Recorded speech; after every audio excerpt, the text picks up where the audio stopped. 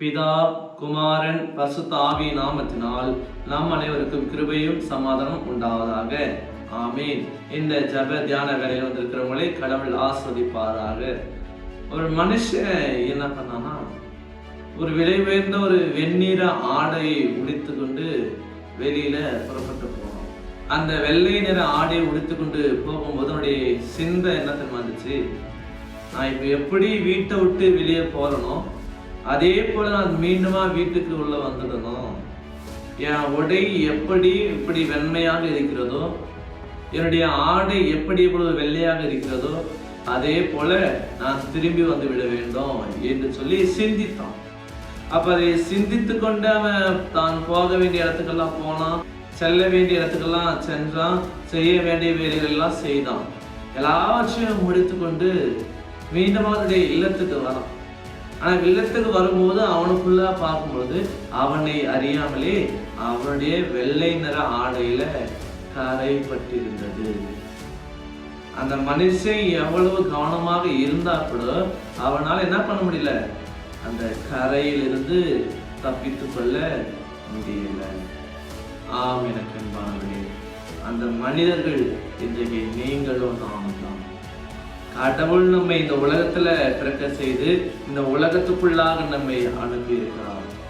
கடவுளுடைய சித்தம் இல்லாம நம்ம இந்த உலகத்துல பிறக்க முடியாது. அப்ப நாம இந்த உலகத்துல வாழும்போது இந்த உலக பிரகாரமான கரையிலிருந்து நாம் என்ன பண்ணோம், விலகி இருக்க வேண்டும்.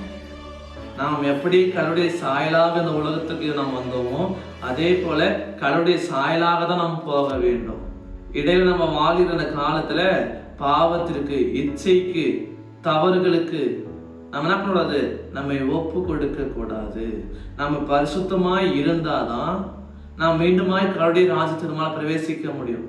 அப்படி நம்ம பார்க்கும் பொழுது நம்ம பலத்தை நம்ம நம்பணும்னாக்கா, நம்முடைய சக்தியை நம்ம நம்பணும்னாக்கா, நம்முடைய மேன்மை நம்ம நம்பணும்னாக்கா நம்மால பரிசுத்தமாய் இருக்க முடியாது. அதுதான் நிதர்சனமான உண்மை. குதிரையோ எத்தனை நாளுக்கு ஆயத்தமாகும், ஜெயமோ கர்த்தரால் வரும். குதிரை என்னதான் எத்தனை நாளுக்கு ஆயத்தமானாலும் ஜெயம் கர்த்தரால வரும். அதே மாதிரி நாம நம்முடைய பலத்தை, நம்முடைய சக்தியை நம்ம நம்பி பரிசுத்தமா இருக்கலாம், தூய்மையா இருக்கலாம் என்று சொல்லி நம்ம சிந்தித்தோம்னாக்கா நம்மால முடியாது, மனிதனால முடியாது. மனிதன் எளிதில் பாவத்தில் வீழக்கூடியவன், மனிதன் சீக்கிரத்துல பாவத்துக்கு ஒப்பு கொடுக்கக்கூடியவன். அப்ப இந்த சூழ்நிலையில நாம பரிசுத்தமா வாழ வேண்டும் என்றால் என்ன செய்ய வேண்டும், கிறிஸ்துவுக்குள்ளாக நாம் நிலைத்திருக்க வேண்டும்.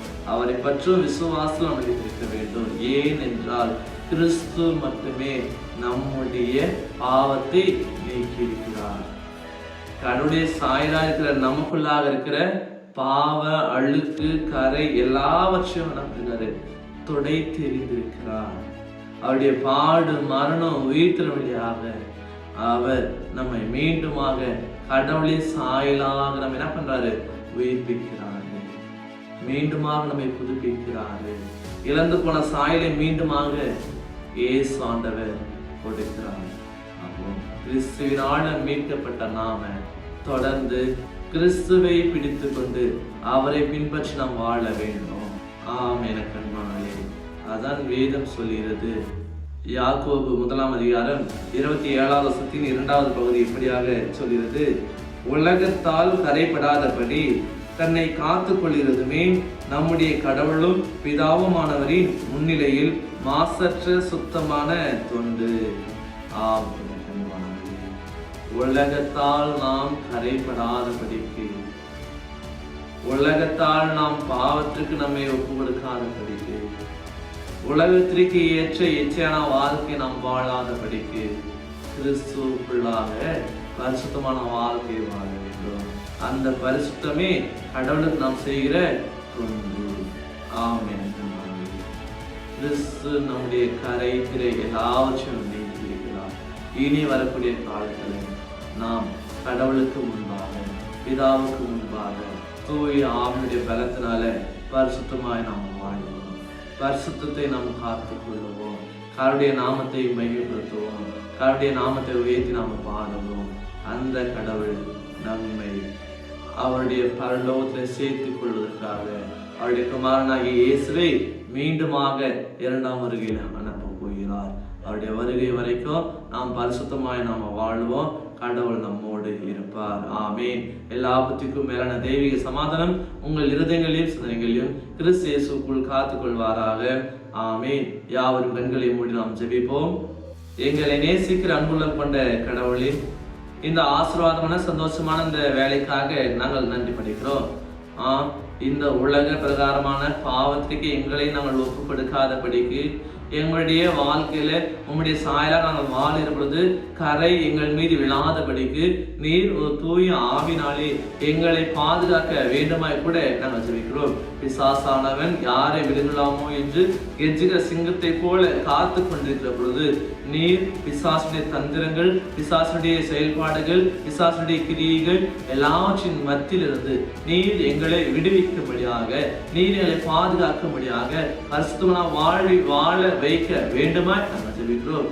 எங்களை முற்றுமான தாழ்ந்து அர்ப்பணிக்கிறோம். எங்களை ஏற்றுக்கொள்ளும், எங்களை காத்துக்கொள்ளும், எங்களை ஆஸ்வதியும்.